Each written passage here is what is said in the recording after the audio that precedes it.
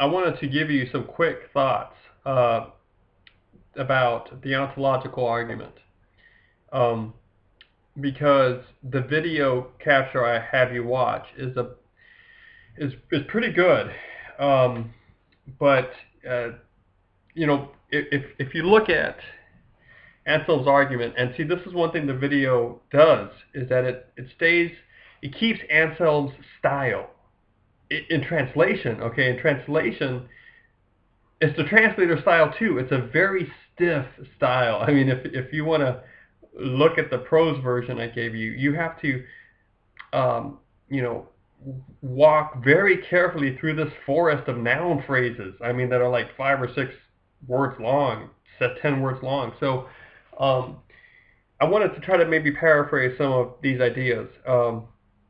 And one of the most important ideas here is in around the middle of this video of Anselm, um, uh, and that is the definition of God.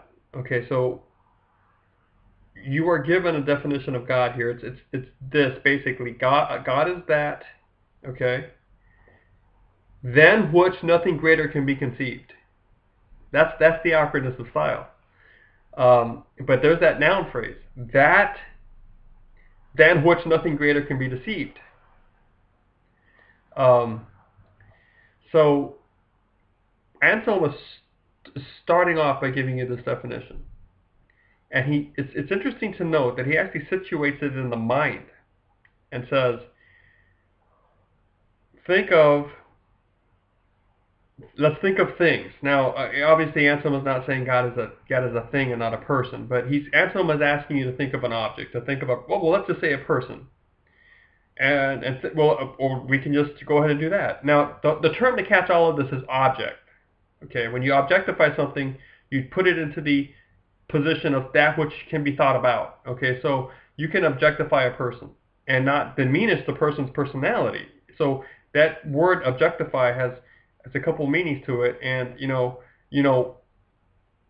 one usefulness of it is to get past this notion when you think of the dichotomy or the split between people and things.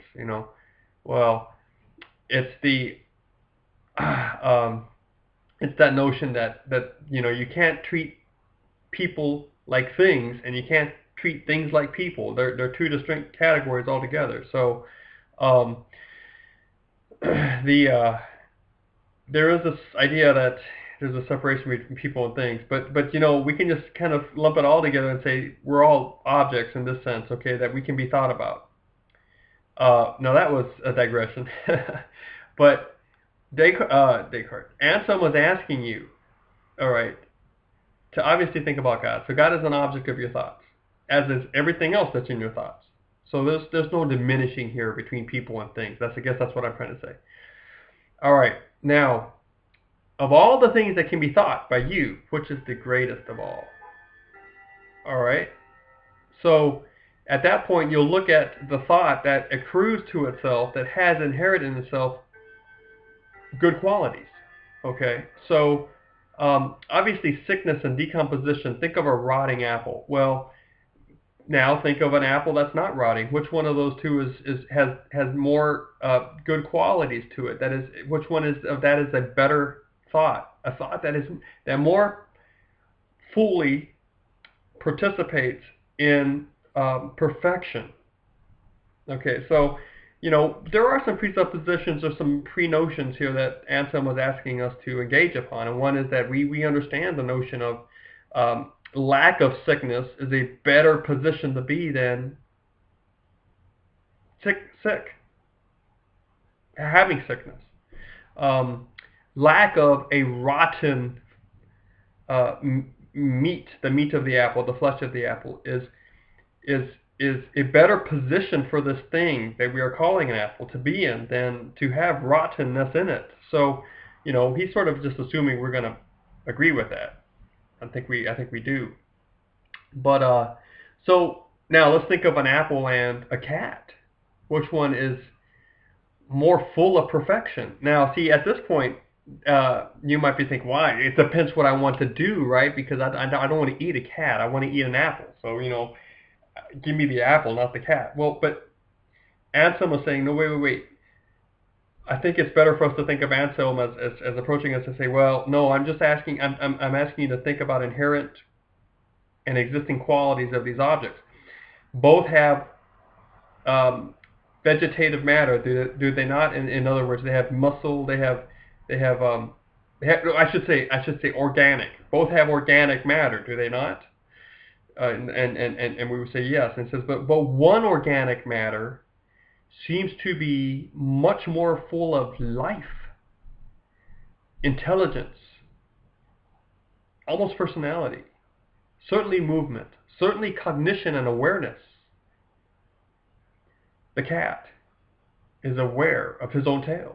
So, awareness. The apple doesn't seem to be aware of anything.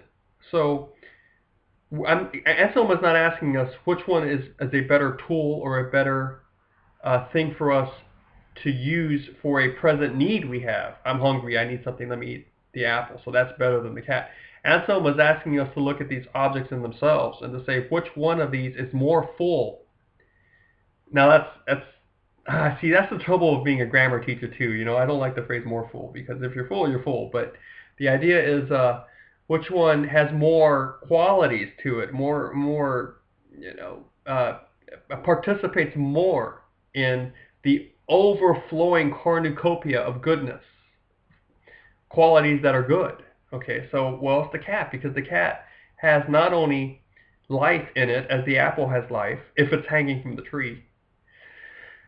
The cat not only has, you know, that, it also has the ability to know that it has life. Well, see, you know, how do we know, right? But you know, if I put cat food in front of my cat, that cat's going to go to that food. That cat recognizes the food. It has some sort of cognition in it, I think, because it does what I expect it to do. It does what I would do if I saw food in front of me and I was hungry. So if I were hungry, so it just has mind. At least we can say that the cat seems to be participating in mind too, not just in organic matter. The apple seems to be stuck just in the level of organic matter. So the cat's going to be a more nearly perfect being than the apple. Okay, with the idea of perfection, the most perfect being is that being that shares in that shares the most in ideal and full perfection, the abstract notion of perfection. So let's go from a cat to a human. Well, how is a human sharing in more perfection than the cat? Well, you know, we seem to have more of thoughts and cognition and ratiocination than the cat ever does. Okay. Now, if we can believe the scientific reports and whatnot, you know, cats seem to be so much more advanced in olfactory sensation and all that, or vision at night or whatever. Yeah. But you know what? I can do calculus. You know, the cat I don't think can do calculus. Actually, if you put us together, we might actually get the same score on the tests. You know, but I minored in math. I don't know if you would believe that, and that is what ruined my GPA. No, I'm just joking. But I don't think the cat can do math. You know, no, regardless of what Mr. Ed does on the TV with his hoofs and apples. Um, uh, we would say humans are more fully engaged in perfection than the cats are, because the human has more qualities to it that we deem more sophisticated and developed and advanced than the cat. So now we go like from humans to angels, and you know, for Anselm, this whole chain, the great chain of being, would be just a commonplace, just an absolute commonplace. So of course, you know, the last thing you're ending up with was, if God is really, if if we're going to run with that definition of God, now see what Anselm is sort of supposing you've already done is, he's supposing you have already settled upon a definition of God. Okay? So even if you don't think he exists, can you at least define him if he were to exist? And what would that definition be? Well, would we? Let's say God. Let's run with the Greeks. Okay, the Greeks had a god, Hephaestus, also known as Vulcan, and Hephaestus was crippled in one of his legs because his father Zeus threw him from Olympus one day, in anger because Hephaestus was defending his mother Helen. No, not Helen. Hera. Hera. I'm a little rusty on this. So Hephaestus, who is the god of metallurgy and the one who creates the fantastic armor for the gods, and all the machinery that they need whenever they need machinery. How's that for a tautology? But Hephaestus is limp, right? So he hobbles around Olympus, and the gods laugh at him when they see him walk. So you have this god, right, Hephaestus. But is not Ares sharing in more perfection than Hephaestus? Because Ares, the god of war, has no such limp. So in Greek mythology, you did have a hierarchy of gods, and some gods were sharing in more perfection than others. So, this notion of levels of perfection, it's a very common thing. But let's think of Zeus, okay? Let's think of Zeus, and he's powerful. Okay, so he has that perfection. Is he good most of the time? Does he fall asleep? Yes, Zeus did fall asleep quite a lot. Wouldn't it be better? Wouldn't a god have more of consciousness and awareness and of cognition and of less of dependability, okay? And the idea is the more perfect you are, the less dependable you are in anything. You are completely independent. Why did Zeus have to fall asleep? Because he was tired. Why was he tired? See, that's the question. A more perfect god than Zeus would never get tired, and thus would never need to fall asleep. Now, the Greeks anthropomorphize their gods rather vigorously, and so their gods were heavily active in sex and eating and sleep. But could you not imagine a god that wouldn't change his mind? Zeus often changed his mind. All right, except on one condition: when he bowed his dread head and shook his hoary locks, and then you would know he never would change his mind. But no, he often changed his mind. Okay, so wouldn't a god that never changed his mind be more perfect than Zeus? So let's just play with this definition. Cannot we say that God is that being which shares all possible perfections to the fullest extent? Shares in all possible perfections to the fullest extent. If that is the case, if you accept that definition, then you have to say, per the ontological argument, ontological just means that which is concerned about being, okay? If you buy into that, then you have to say God exists. Because if that's your definition, okay, wouldn't a God that you could imagine,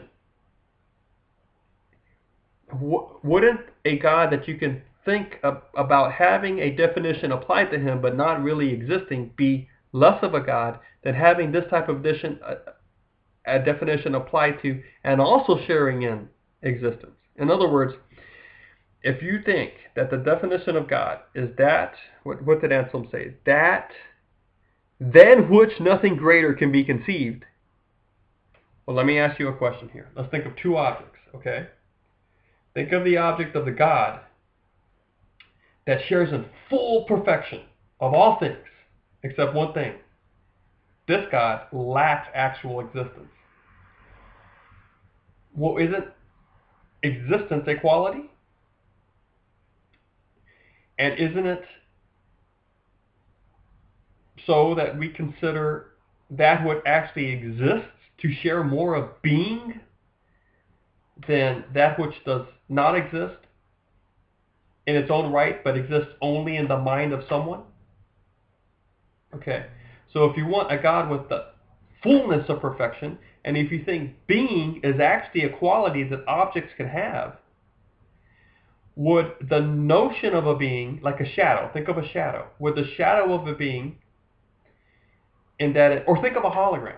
Think of a hologram, okay? And you can look at a hologram. So you have two holograms of an apple. And this this one looks exactly like this one. It's exactly the same. You think of this perfect hologram, okay? But one of them exists. It's this one in this hand. It actually exists because I can feel it, and I push against my fingers, and it doesn't go through. Now Descartes would say, well, the evil demon is really tricking you. But let's just run with the idea that this one actually exists because it's there. I can feel it. I can eat it. This other one, as long as I keep my fingers the same, it looks like I'm holding two apples. But this one is a hologram. I can just squeeze my fingers. It's gone. And I try to take a bite. Nothing. It's a shade. Okay. Now, which one of those two is better in terms of sharing more fully in perfection? And perfection being, sharing fully in this is all the qualities that can be deemed good qualities to have. Sharing full in those. Was being a good quality to have or no? Well, absolutely. Okay, so this apple, the one that actually does exist, shares more fully than this one in perfections because it has the quality, it has one more quality than this one doesn't have, and that is the quality of actually existing. So, let's kind of put this notion into hyperdrive by saying, well, let's just suppose that in your dream, okay, let's get going with the dream now. In the dream, you dream of an apple. And you dream that you're peeling it, you're looking at it, you're holding it, you're biting, you're tasting it. This is happening in your dream. It's all in your mind. You can see all those qualities there. And then someone hits you, move over, you're kicking me or something, That's how I usually get woken up. No, I'm just joking. But anyway, what if when you wake up from the dream you realize, that was great, but it was a dream. And then someone asks you, well, let me give you a choice here. Would you rather have the apple in your dream right now, or would you rather have this real apple? Well, think about money. I mean, what would you rather have? Money that you had in your dream or money that you have right now? So the idea is existence in this most basic form of experience that we have. What in the realm that we call real life, as opposed to the dream world or the realm we call dream world. Which I'm equating the dream world to that mental arena of understanding and cognition. Okay, so now let's just move into that world and think of God in His fullness. And then can we not also think of, hey, God in His fullness, but but here it's kind of like the hologram. Now let's also think of God in all His fullness, but that He shows one more thing, one more quality. He actually exists. Okay, so isn't that a better thing to think about than the one we just thought about, but we understood in our thinking that He didn't really exist? So you're still thinking about two things, right? But because God is, according to Ansel, that which nothing greater can be conceived, He has to be the second one, in which He actually exists. Okay, so that's the ontological argument.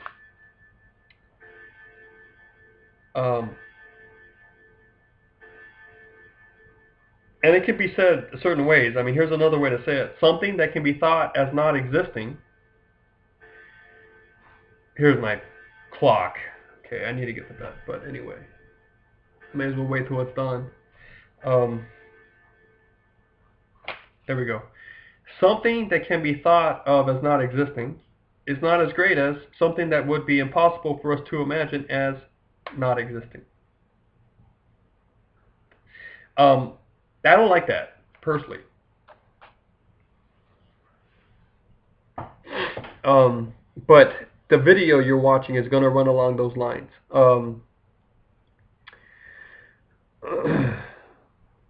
I do like the definition that says God is that than which nothing greater can be conceived, which is basically here's the paraphrase. It's easier to understand. God is that object you can think about that has the greatest amount of perfections, and would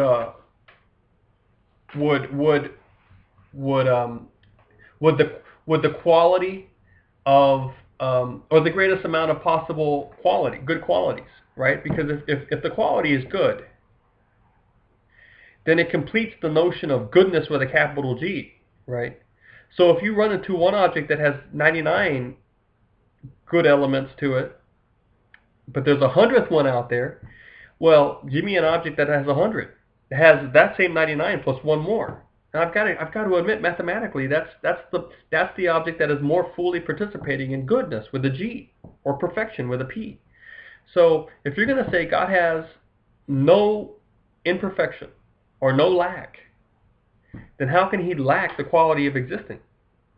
That's the ontological argument. But you have to buy into the definition of God as having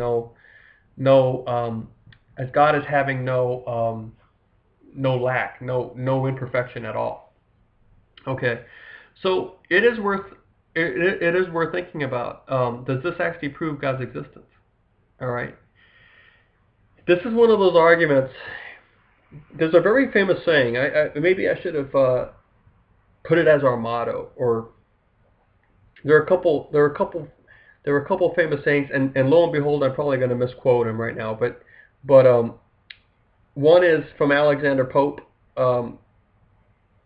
Drink deeply from the Hyperion well, or drink not at all. And the idea there is, if you're going to study this stuff, if you're going to think about this, you got to be willing to think deeply on it, or not at all. Because the trouble is, if you think shallowly on it, you'll come to a wrong conclusion, and a dangerous conclusion. Okay, so the idea here is, and here's another one from Francis Bacon or Roger Bacon. I think Francis Bacon.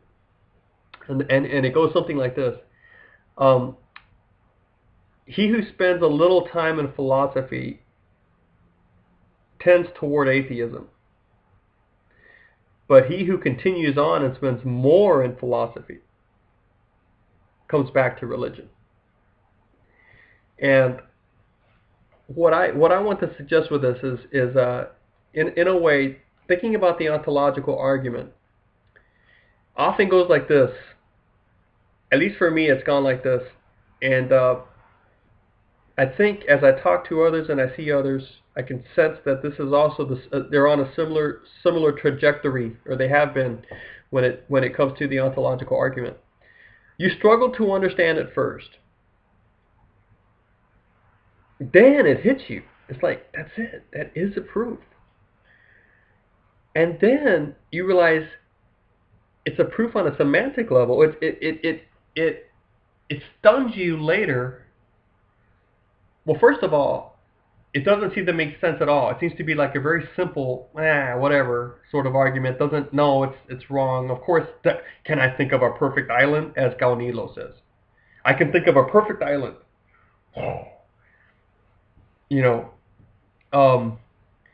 And okay, so I'm thinking of that perfect island. But to think of it as having all those perfect island qualities, and then the one more, that it actually exists. So which one of these two must be the case? It's got to be this other one, because if an island that has all the perfect qualities and one more existing is actually better than the... So Gaunilo was like, well, okay, so the perfect island exists. But see, by definition of the word island, we don't ascribe to it speech, cognition. So Gaunilo could have made the same, and I included him. Okay, I included him in the text version of all of this, so that you can read him if you want to. But think of it as like the perfect apple. So, we did, right? We did that little experiment. So here's this apple that has all the perfections, except it was a dream apple. If I can think of a better apple. Okay, I can think of a better apple, and that's the apple that actually exists with all those perfections. So where is that apple? It's got to exist. There's the proof. It's got to exist somewhere. Well, there are some things, some good qualities we don't attribute by definition to apples. We don't attribute thought to apples. We don't attribute empathy, sympathy, a psyche. We don't by definition say an apple has a soul or a psyche. So Gaunilo is also, at first blush, he seems to have provided the refutation. After deeper consideration, you realize, no, Gaunilo, it's not so simple. He may not have refuted Anselm, um, especially because we don't attribute to the definition of apple a fullness in all perfections. An apple seems to be, by definition, that which comes from an apple tree in terms of fruit. Okay. Then you have to define apple tree. Well, what's an apple tree? Well, I guess it's an organism in the tree species. I don't know my Latin names for apple trees, but it's going to be a tree. So what defines a tree? A woody trunk, leaves, fruit, roots. Okay. Do we give to our definition? What I'm trying to say is that the definition of an island means that it's surrounded by sea, right? That's in the definition. So Anselm is resting his argument on definitional terms. And we don't go around saying, my definition of an island is that which shares in all perfections completely. We go around saying, my definition of an island is that land which is completely surrounded by sea. So Gaunilo is actually introducing a wrong category here. Okay, but Anselm is from the beginning, he's telling you, and if you can see it in that little clip I put up, which I love the paper art, that was pretty good. Actually, I really do like it. Okay, but I don't know why. But anyway, right at the beginning, you saw Anselm say, here's my definition: God is that being, than which nothing greater can be conceived. And if you buy into that definition, you have to admit God exists. And we don't go around saying, here's my definition of an island. An island is that being, than which nothing greater can be conceived. So it seems to me the refutation of Gaunilo is actually very simplistic. But maybe if I think more upon Gaunilo, he'll become more complicated. But what I was trying to say when I started all of this is Anselm, when you read Anselm, you think, this is silly. For the first time. It's just so simple, it's silly. You read Gaunilo for the first time, you go, he did it. There is no perfect island. Obviously, Anselm was wrong. You read Anselm again, a little more slowly, or maybe for the third time, and you begin to get a little shaken up. And you begin to realize, oh my, did someone actually prove the existence of God? And you read Gaunilo again, and you go, Gaunilo starts talking about the difference between words and thoughts, words and objects. Did Gaunilo actually? And so, I guess what I'm trying to say here is, don't brush this off. And first, what you need to do is get this information. Which, if you're taking this course and you've gotten this far, you're probably ready to quit, right? Ready to quit for the week. But you probably now have a couple of days where it just gestates in your mind. It percolates. And you come back to it later, and you come back to it later, and you begin to see the shades of complexity that are in these, it almost has a living, teasing quality to it. So much so that it is still a live argument today. In the sense of, people are generally concerned about it. Okay, in other words, you have people that will go and say, "Hey, I'm a Platonist." Okay, and you have others that say, "Well, I'm a realist," or I'm a empiricist. I'm an Aristotelian. And they don't. At that point, they just I guess they agree to differ or whatnot. They're not too all concerned about it. But I tell you what, people are still getting worried about.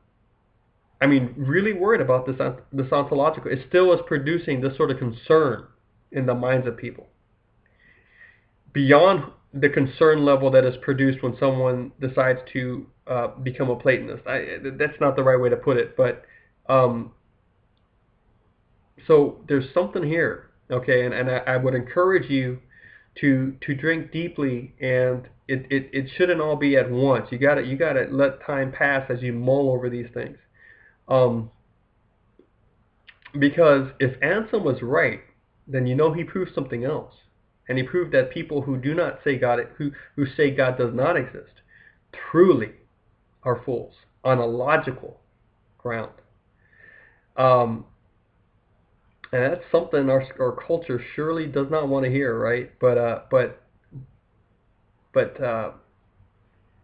we may have other means to say, um, well, I'll leave it at that. All right. Have a good night.